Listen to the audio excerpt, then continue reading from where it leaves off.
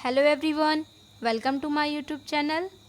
Friends, इस video में हम सब पढ़ेंगे क्लास 9 क्षितिज काव्य खंड का चैप्टर 4। नेम है कैदी और कोकिला। इस वीडियो में हम कैदी और कोकिला चैप्टर का प्रश्न उत्तर देखेंगे।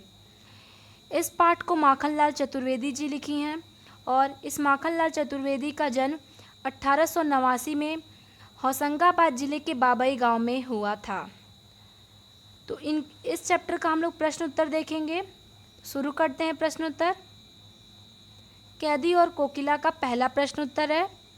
प्रश्न है कि कोयल की कूक सुनकर कवि की क्या प्रतिक्रिया थी।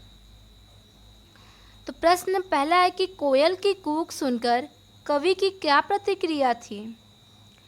उत्तर में लिखेंगे कि कोयल की कूक सुनकर कवि को ऐसा लगता है जैसे कोयल उसके लिए कोई संदेशा लेकर आई है। संदेश महत्वपूर्ण नहीं है तो कोयल सुबह होने तक का इंतज़ार करती। तो इसमें पूछा गया कि कवि अगर कोयल बोलती है तो कवि को क्या फील होता था।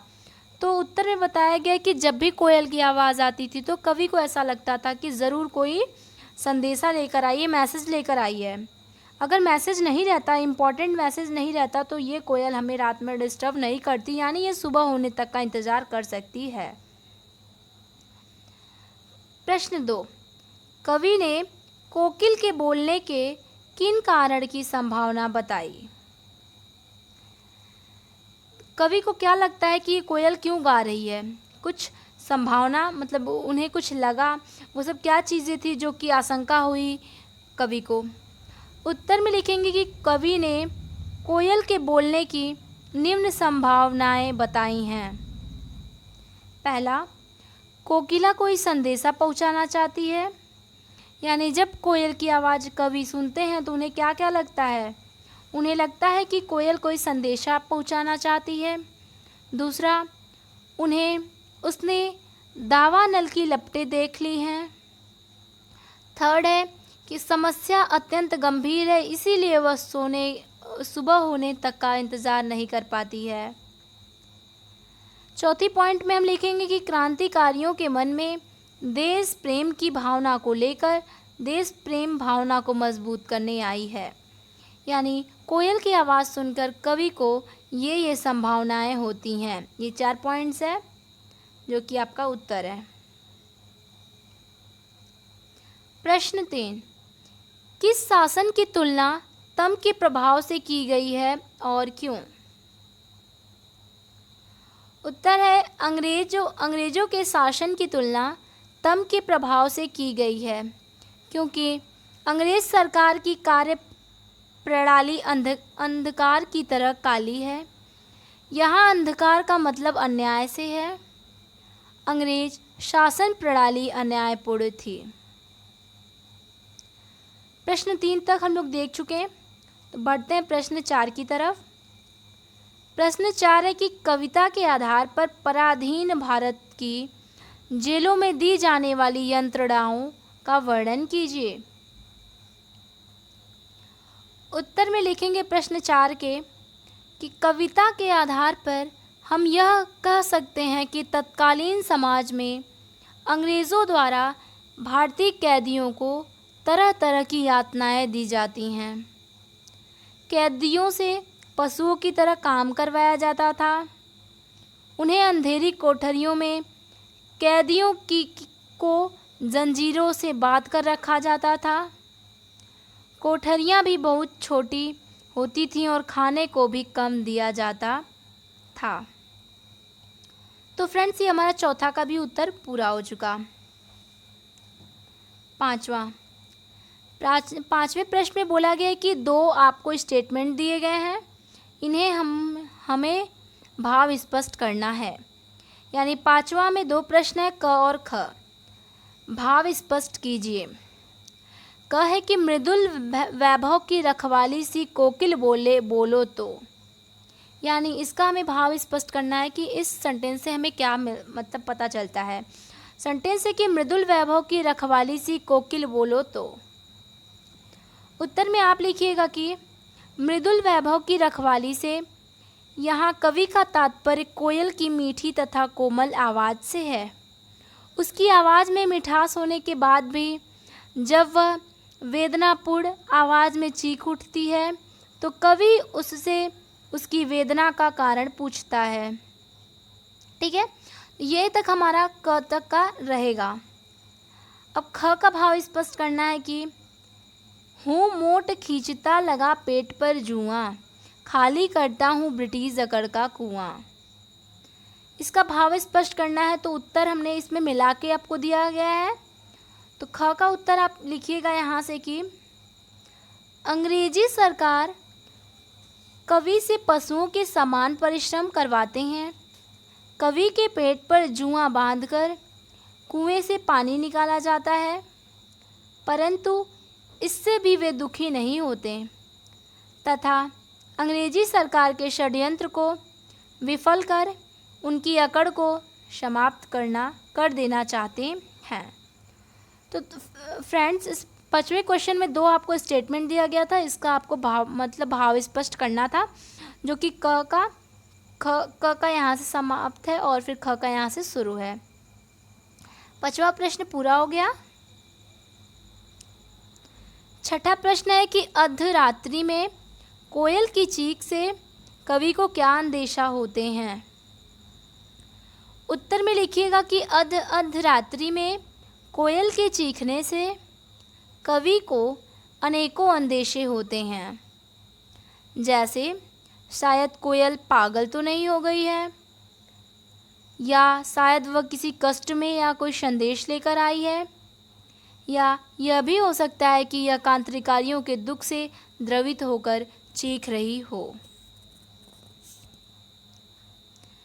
7वां प्रश्न है फ्रेंड्स कि कवि को कोयल से ईर्ष्या क्यों हो रही है, यानी कवि को कोयल से जलन क्यों हो रही है, यानी वो क्यों उस पर गुस्सा कर रहे हैं। उत्तर में लिखिएगा कि कोयल की स्वतंत्रता से कवि को ईर्ष्या हो रही है। वह आकाश में स्वतंत्रता से उड़ान भर रही है और कवि जेल की काल कोठरी में बंद है। कोयल गाकर अपने आनंद को प्रकट कर सकती है, पर कवि के लिए रोना भी एक बड़ा गुनाह है, जिसके लिए उसे दंड भी मिल सकता है। तो 8वां प्रश्न देखते हैं। 8वां प्रश्न है कि कवि के स्मृति पटल पर कोयल के गीतों की कौन सी मधुर स्मृतियां अंकित हैं, जिन्हें वह अब नष्ट करने पर तुली हैं। उत्तर में लिखिएगा कि कवि के स्मृति पटल पर कोयल के गीतों की कुछ मधुर स्मृतियां अंकित हैं। कोयल हरी डाली पर बैठकर अपनी मधुर वैभवशाली आवाज़ से संपूर्ण सृष्टि को अलंकृत करती है। उसके मधुर गीतों से उसकी खुशी झलकती है। वह स्वतंत्रता पूर्वक अपना गीत गाती है, परंतु अब वह अपनी इन विशेषताओं को नष्ट करने पर तुली है। वह बावली सी प्रतीत हो रही है। तो ये 8वां प्रश्न का उत्तर रहा। अब हम बढ़ते हैं 9वें प्रश्न की तरफ।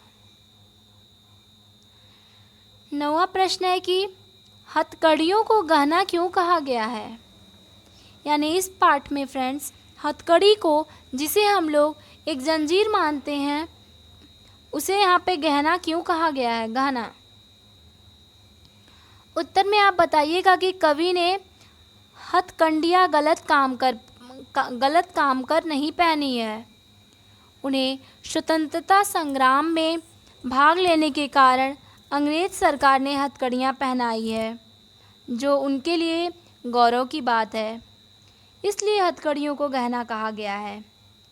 यानी फ्रेंड्स, अगर हथकड़ी से, मान लीजिए हथकड़ी लगने से अगर हमारी बेइज्जती हो रही है तब तो बात अलग है। हथकड़ी लगने से हमारा मान बढ़ रहा है, हमारा गौरव बढ़ रही है, यश कीर्ति बढ़ रही है, तो समझिए कि हथकड़ी एक हमारे गहने के समान है। वही इस उत्तर में और पाठ में बताया गया है।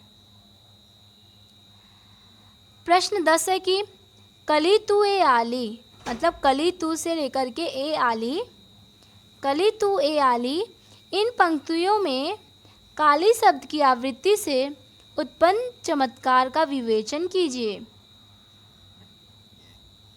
तो 10वें का उत्तर लिखेंगे हम कि इन कविता की पंक्तियों में कवि ने 9 बार काली शब्द का प्रयोग किया है।